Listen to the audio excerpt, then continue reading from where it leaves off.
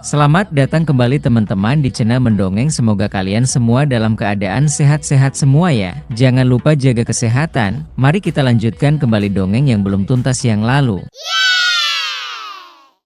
Setelah kita ketahui bersama-sama bahwa dendam Guru Yun Ying amat sangat membara terhadap Feng Hao, dia pun melampiaskan dendam terhadap Feng Hao di hadapan para kepala keluarga lainnya agar dia dapat mempermalukan Feng Hao dan keluarganya. Bahkan ayahnya pun ikut terkena imbasnya, setelah melepaskan serangan secara diam-diam ke Feng Hao.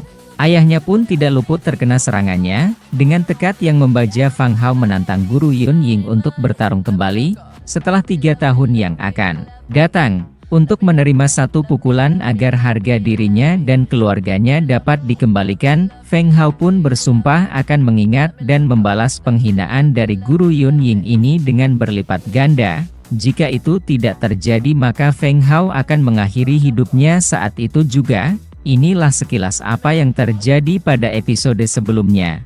Tanpa berpanjang lebar mari kita lanjutkan perjalanan Feng Hao untuk memperkuat dirinya. Di tanah lapang di bawah matahari yang menusuk kulit dan mulai tenggelam dengan warnanya yang menjadi jingga, Feng Hao dengan nyaman dia termenung mengingat apa yang terjadi tadi dengan sebatang rumput di mulutnya. Pikirannya pun terus melayang-layang. Kembali lagi di kejadian sebelum Feng Hao keluar dari ruangan pertemuan tadi. Feng Chen, Feng Hao, lihat apa yang sudah kalian lakukan. Sekarang seluruh kota mengatakan kalau keluarga Feng hanya sampah. Kalian berdua benar-benar membuatku malu. Bagaimana keluarga Feng mendapatkan pijakan di kota? Para tetua keluarga pun menghujat dengan apa yang terjadi tadi. Ternyata Feng Chen diragukan kepemimpinannya sebagai ketua keluarga Feng. Karena ketidakmampuan Feng Chen dalam mendidik anaknya Feng Hao, yang tidak dapat meningkatkan kemampuan ilmu bela dirinya, serta tidak dapat menahan serangan Guru Yun Ying. Feng Chen, Feng Hao, setiap gerakan kalian mewakili reputasi keluarga Feng. Kita tidak bisa membiarkan situasi ini terus memburuk. Panggil setiap anggota ke sini. 3 hari kemudian aku akan memilih kembali kepala keluarga baru. Keluarga Feng masih memiliki anggota yang kompeten. Apa kalian dengar? Himbau para tetua yang sangat marah sekali dengan kepemimpinan Feng Chen. Dan seluruh anggota keluarga Feng mengiyakan permintaan tetua. Baik tetua. Riuh suara dari para anggota keluarga Feng yang ramai-ramai bergumam antara yang satu dengan yang lain. Sudah seharusnya mengganti kepala keluarga. Kedua ayah dan anak ini sama sekali tidak layak. Benar. Dia hanya sampah. Seharusnya kita semua mencari orang yang lebih kuat darinya. Para anggota keluarga Feng benar-benar sangat menginginkan pergantian ketua keluarga Feng. Feng Hao yang tertekan dan badannya pun bergetar menghampiri ayahnya dan berkata, "Ayah, maaf. Aku tidak berguna, aku membuatmu kehilangan muka, tapi aku akan mengingat ini semua. 3 tahun lagi, Hao pasti akan membalaskan penghinaan hari ini." Dengan sangat geram Feng Hao pun mengepalkan tangannya untuk menahankan amarahnya dan kesedihannya yang bercampur baur di dalam hati dan pikirannya. Jangan menyalahkan diri sendiri, Hao, aku percaya padamu, karena kamu adalah putraku. Kamu selalu menjadi kebanggaanku. Itulah imbuh sang ayah kepada anaknya. Dengan sangat bijaksana Feng Chen ingin mengembalikan kepercayaan diri anaknya yang saat ini sangat hancur. Walaupun dalam benak Feng Chen pun sangat kalut dengan kejadian ini semua karena kemungkinan besar dirinya akan tergantikan oleh orang lain sebagai kepala keluarga Feng yang sedang ia emban saat ini. Kita kembali ke Feng Hao yang sedang berbaring di padang rumput untuk merenungi apa yang akan ia lakukan berikutnya. Dunia ini menghormati orang yang kuat, yang lemah berarti tidak memiliki segalanya, bahkan kehormatan juga tidak ada. Apa yang harus aku lakukan untuk merubah dunia ini?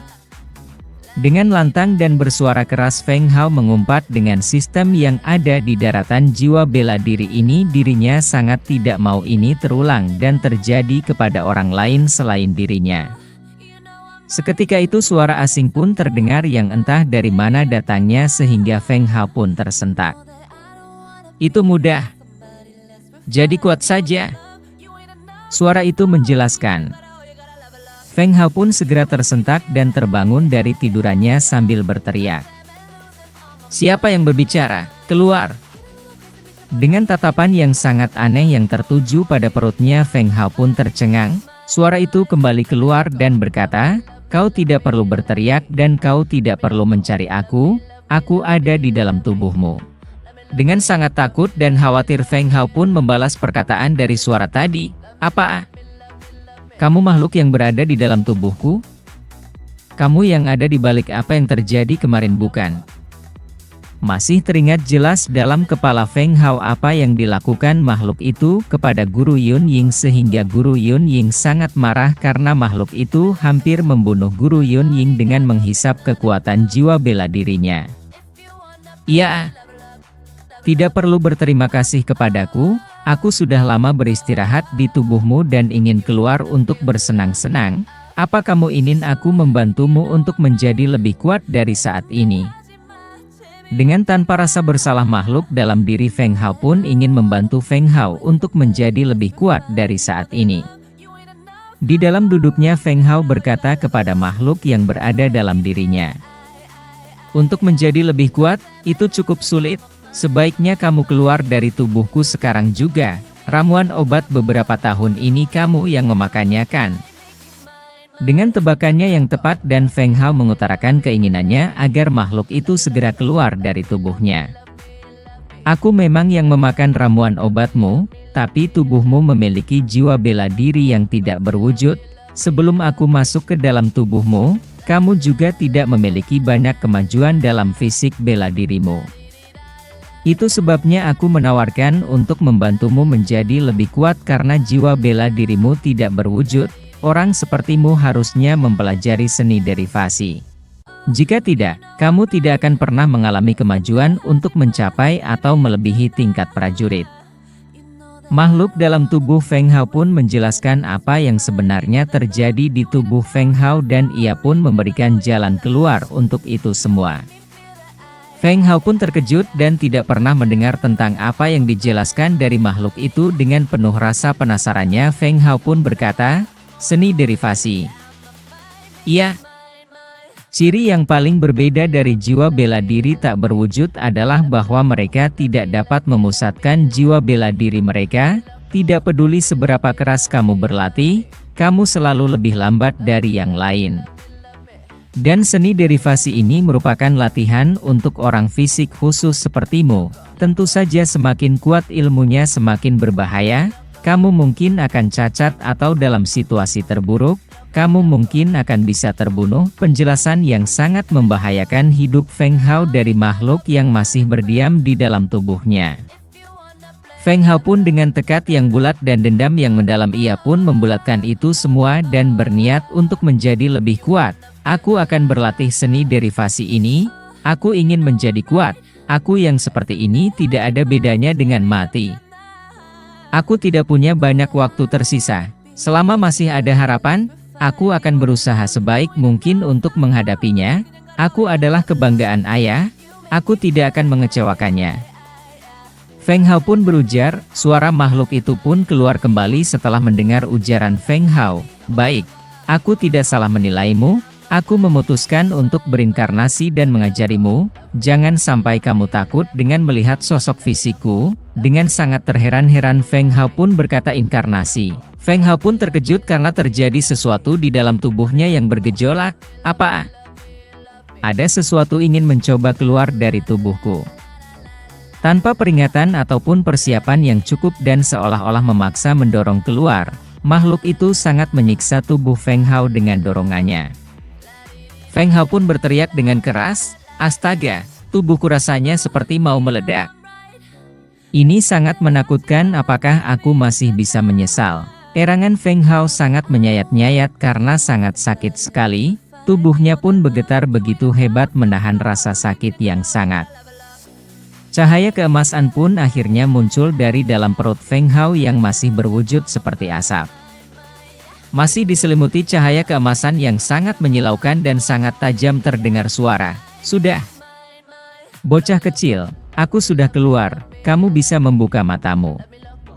Dengan menghalangi dengan tangannya untuk meredam cahaya yang menyilaukan itu, Feng Hao pun bergumam, "Apa yang terjadi?"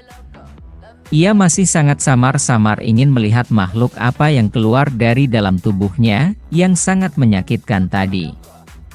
"Hai, aku Fen Lao, tapi kamu tidak boleh memanggilku dengan namaku, kamu harus memanggilku guru." "Baiklah, sekarang berlututlah dan jadilah muridku." Tampaklah anak perempuan kecil yang menggemaskan di mana pipinya berwarna kemerah mudaan. Feng Hao pun sangat terkejut dan tidak percaya dengan apa yang dilihatnya. Perasaan yang bercampur baur, tidak tahu apa yang sebenarnya terjadi di hadapannya yang terdapat makhluk kecil nan lucu ini. "Apa? Anak kecil?" Inilah akhir dari episode 3 ya teman-teman. Walaupun kedudukan ayahnya dalam ancaman pergantian kepemimpinan, dan Feng Hao pun dibuat bingung dengan apa yang terjadi di hadapannya, tapi Feng Hao sudah memiliki seorang guru yang keluar dari dalam tubuhnya, yang akan mengajarkan seni derivasi. Apa yang akan dialami Feng Hao untuk menjadi lebih kuat, kita tunggu di episode berikutnya ya teman-teman. Agar lebih semangat, diklik ya tombol subscribe-nya, like juga dan jangan lupa loncengnya. Terima kasih.